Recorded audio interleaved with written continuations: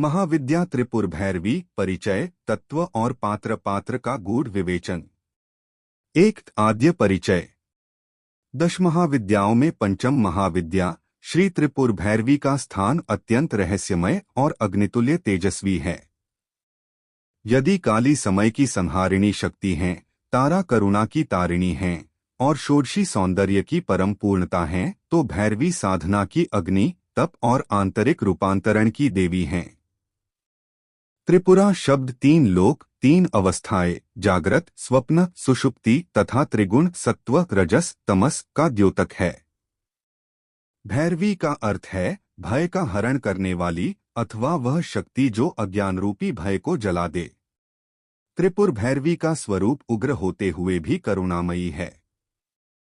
वे साधक के भीतर छिपी दुर्बलताओं, आलस्य, काम, क्रोध, मोह को अग्नि में दग्ध कर उसे तपस्वी, तेजस्वी और आत्मबली बनाती हैं। 2 स्वरूप और ध्यान। शास्त्रों में उनका ध्यान इस प्रकार वर्णित है। रक्तवर्णा, तेजोमयी, उद्यमान सूर्य के समान आभा। 4 भुजाएं, जपमाला, पुस्तक, अभयमुद्रा और वरदेहस्त। मस्तक पर अर्धचंद्र, रुद्राक्ष या रक्तमालाधारी, कमलासन पर विराजमान। उनका लाल वर्ण शक्ति, कामना, ऊर्जा और तप का प्रतीक है। वे केवल बाह्य उग्रता नहीं, बल्कि भीतर की चेतना को जागृत करने वाली अग्नि हैं। 3 तत्व और दार्शनिक अर्थ। त्रिपुर भैरवी को तप शक्ति कहा गया है। उनका मूल तत्व है कुंडलिनी जागरण, संस्कार शुद्धि, आत्मानुशासन, अहंकार देह। यदि काली अज्ञान का संहार करती हैं, तो भैरवी साधक के भीतर तप का दीप जलाती हैं। वे उस आंतरिक शक्ति की अधिष्ठात्री हैं जो मनुष्य को भोग से योग की ओर ले जाती है। त्रिपुर भैरवी की साधना से मानसिक दृढ़ता, आत्मविश्वास, वाणी में तेज, तांत्रिक और मंत्र सिद्धि, शत्रु बाधा से मुक्ति प्राप्त होती है। त्रिपुर भैरवी की कृपा के लाभ। तप और संयम की प्राप्ति, शत्रु एवं नकारात्मक शक्तियों से रक्षा, आत्मबल और साहस में वृद्धि, वाणी सिद्धि, कुंडलिनी जागरण में सहायक, आध्यात्मिक उन्नति। भैरवी साधना भौतिक और आध्यात्मिक दोनों स्तरों पर परिवर्तनकारी है। साधना के पात्र और अपात्र। महाविद्या साधना सामान्य उपासना नहीं है। यह अग्नि के समान है जो शुद्ध को स्वर्ण बना दे और अशुद्ध को भस्म। साधना के पात्र, योग्य साधक। 1 गुरु दीक्षित साधक। भैरवी साधना सदैव गुरु की आज्ञा और मार्गदर्शन में ही करनी चाहिए। बिना दीक्षा यह साधना वर्जित मानी गई है। 2 संयमी और ब्रह्मचर्य पालन करने वाला, जिसका मन और इंद्रियां नियंत्रण में हो। 3 सत्यवादी और निडर। भैरवी साधक को मानसिक दृढ़ता चाहिए। 4 नियमित जप तप करने वाला, जो प्रतिदिन साधना में स्थिर रह सके। 5 सात्विक जीवनचर्या वाला, अत्यधिक मद्य, मांस, अनैतिक आचरण से दूर रहने वाला। 6 निस्वार्थ भाव वाला, जो केवल शक्ति प्रदर्शन या तंत्र प्रयोग हेतु नहीं, बल्कि आत्मविकास हेतु साधना करे। साधना के अपात्र, अयोग्य साधक। 1 बिना गुरु दीक्षा वाला, स्वयं प्रयोग करने वाला साधक मानसिक विकार या बाधा का शिकार हो सकता है। 2 अस्थिर मन वाला, जो भयभीत या मानसिक रूप से दुर्बल हो। 3 स्वार्थ या प्रतिशोध भावना से प्रेरित। भैरवी साधना शक्ति देती है, परंतु दुरुपयोग पर विपरीत फल देती है। 4 नशा, हिंसा और अनैतिक जीवन वाला, ऐसे व्यक्ति के लिए यह साधना हानिकारक हो सकती है। 5 अधैर्यवान, जो शीघ्र फल चाहता हो, वह इस मार्ग के योग्य नहीं। आंतरिक साधना का रहस्य। त्रिपुर भैरवी बाह्य तंत्र की देवी नहीं, बल्कि आंतरिक क्रांति की शक्ति हैं। उनकी सच्ची साधना है। इंद्रिय संयम, निरंतर जप, तप और मौन, आत्मनिरीक्षण, वे साधक के भीतर सुप्त शक्ति को जागृत कर उसे वीर भाव प्रदान करती हैं। 6 रहस्यमय चेतावनी। भैरवी साधना में स्वप्न, मानसिक उथल-पुथल और जीवन में तीव्र परिवर्तन संभव है। यह साधना धीरे धीरे व्यक्ति के कर्म और संस्कारों को जलाती है। 8 गुरु मार्गदर्शन, शास्त्र सम्मत विधि और शुद्ध संकल्प अनिवार्य हैं। निष्कर्ष, महाविद्या त्रिपुर भैरवी साधना का मार्ग अग्निपथ है। यह दुर्बल हृदय वालों के लिए नहीं, बल्कि उन साधकों के लिए है जो आत्म परिवर्तन के लिए तत्पर हैं। वे भय की नहीं, भीतर के अज्ञान की भैरवी हैं। वे विनाश नहीं, बल्कि शुद्धि की ज्वाला हैं। वे उग्र नहीं, बल्कि तप की जननी हैं। जो साधक श्रद्धा, संयम और गुरु आज्ञा से इस मार्ग पर चलता है, उसके जीवन में भैरवी स्वयं प्रकाश बनकर प्रकट होती हैं। महाविद्या त्रिपुर भैरवी साधना पर आधारित एक रहस्यमयी, वेदतांत्रिक, प्रेरणादायक एवं भयावह कथा, गंभीर, शास्त्रीय एवं तांत्रिक शैली में प्रस्तुत। एक श्मशान की अग्नि और एक संकल्प। वर्षा ऋतु की अर्धरात्रि थी। आकाश में मेघ गर्जना कर रहे थे।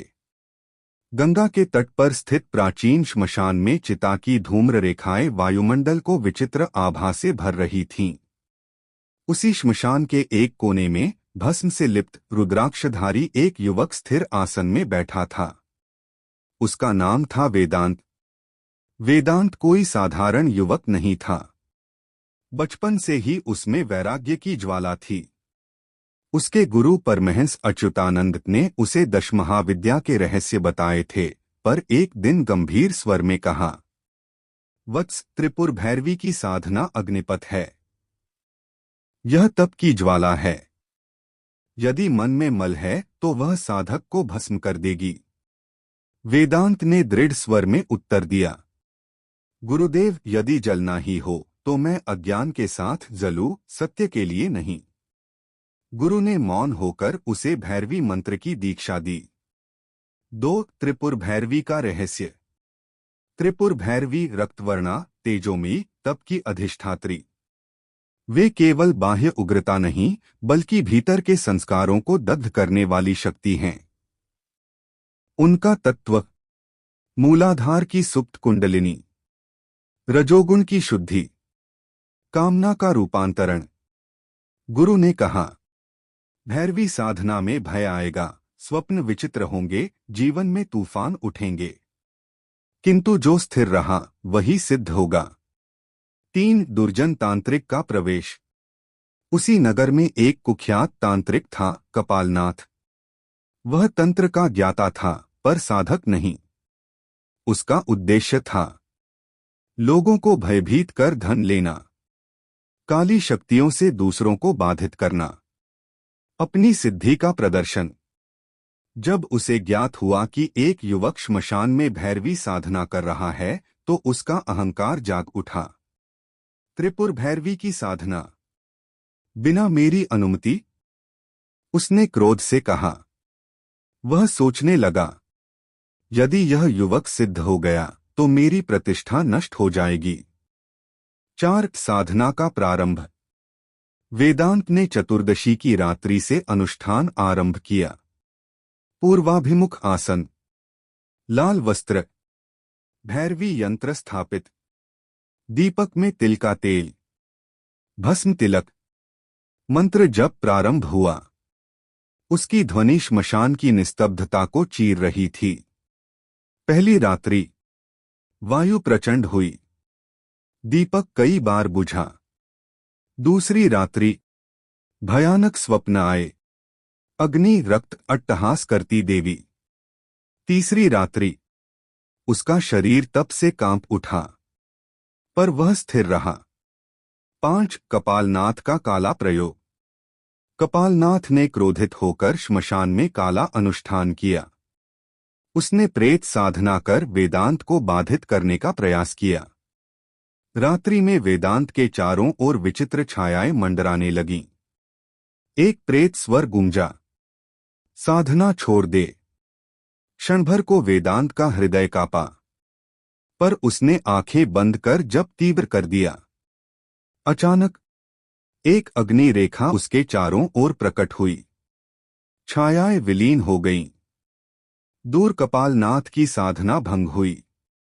वह क्रोध से कांप उठा। 6 आंतरिक युद्ध। साधना केवल बाह्य बाधा नहीं थी, वेदांत के भीतर भी युद्ध प्रारंभ हुआ। कामनाएं उभरने लगीं, पुरानी स्मृतियां विचलित करने लगीं। अहंकार फुसफुसाने लगा, तू महान बन जाएगा। उसी समय उसे गुरु वचन स्मरण हुआ। भैरवी पहले अहंकार जलाती हैं। वेदांत ने मौन व्रत धारण किया, अन्न अल्प कर दिया, जप बढ़ा दिया। 7 चरम रात्रि। अमावस्या की रात्रि। आकाश में कोई चंद्र नहीं। श्मशान पूर्ण अंधकार में डूबा। वेदांत ने अंतिम आहुतियां दी। अचानक वायु स्थिर हो गई। समय जैसे रुक गया। उसके सामने अग्निस्तंभ प्रकट हुआ। उस अग्नि से रक्तवर्णा, त्रिनेत्री, तेजस्विनी देवी का आभास हुआ। वाणी गूंजी, वत्स, तप से शुद्ध हुआ है, भय पर विजय पाई है। अब तेरा हृदय मेरा आसन है। वेदांत अश्रुपूर्ण होकर भूमि पर गिर पड़ा। 8 दुष्ट का पतन। उधर कपालनाथ ने अंतिम काला प्रयोग किया। उसने देवी को बाध्य करने का प्रयास किया। जैसे ही उसने मंत्र उच्चारण किया, अग्नि प्रकट हुई, पर इस बार वह उसके नियंत्रण में नहीं थी। भैरवी का तेज वहां भी प्रकट हुआ। वाणी गर्जी, तंत्र साधना है, शोषण नहीं। शक्ति सेवा है, अहंकार नहीं। कपालनाथ का यंत्र भस्म हो गया। उसकी काली सिद्धियां नष्ट हो गईं। वह भूमि पर गिर पड़ा, अहंकार रहित। 9 सिद्धि का अर्थ। वेदांत को कोई चमत्कारिक शक्ति नहीं मिली, पर उसे मिला अद्भुत आत्मबल, स्थिरता, वाणी में तेज, भय से मुक्ति। लोग उसके पास आने लगे। वह किसी को बाधित नहीं करता, केवल मार्ग दिखाता। उसने कहा, भैरवी साधना बाहरी शत्रु से नहीं, भीतर के अंधकार से युद्ध है। 10 उपसंहार। वर्षों बाद वही श्मशान साधकों का तीर्थ बन गया। वेदांत अब गुरु था। कपालनाथ पश्चाताप कर उसका शिष्य बना। और त्रिपुर भैरवी अब भी वहां तप की ज्वाला बनकर विराजमान थीं। संदेश: शक्ति का मार्ग अहंकार से नहीं, समर्पण से खुलता है। तंत्र दुरुपयोग से विनाश और शुद्ध भाव से उत्थान देता है। त्रिपुर भैरवी तप की अग्नि हैं, जो अशुद्ध को जला देती हैं और शुद्ध को तेजस्वी बना देती हैं। 6 ध्यान श्लोक। रक्तवर्णा त्रिनेत्रा च रक्तांबरधरा शुभां, वरदाभय हस्ता च जपमाला पुस्तकधारिणी, सिंहासन स्मारूढ़ा चंद्रकोटि समप्रभां, ध्यायेत् त्रिपुर भैरवी तप शक्ति परां शिवां। ध्यान करते समय देवी को अग्निज्योति स्वरूप देखें। 7 मूल मंत्र। त्रिपुर भैरवी के अनेक मंत्र हैं। यहाँ सामान्य उपासना हेतु प्रचलित मंत्र दिए जा रहे हैं। बीज मंत्र। ह्रीं। मुख्य मंत्र ओम हरि त्रिपुर भैरव्य नमः। या तांत्रिक परंपरा में हसै हस्करी हसै दीक्षित साधकों हेतु। 8 जप विधि। स्नान कर शुद्ध वस्त्र धारण करें। आसन पर बैठकर संकल्प लें। गणेश व गुरु वंदना करें। कलश स्थापना करें। यंत्र का पूजन करें। ध्यान श्लोक पढ़े। मंत्र जप प्रारंभ करें।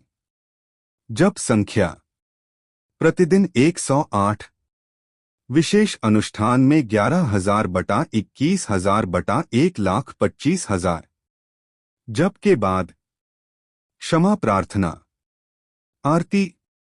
9 हवन विधि अनुष्ठान पूर्ण होने पर यदि 1,25,000 जप किए जाएं तो दशांश हवन करें। हवन मंत्र: ओम हरि त्रिपुर भैरव्य स्वाहा। आहुति सामग्री: तिल, गुड़, घृत, लाल चंदन।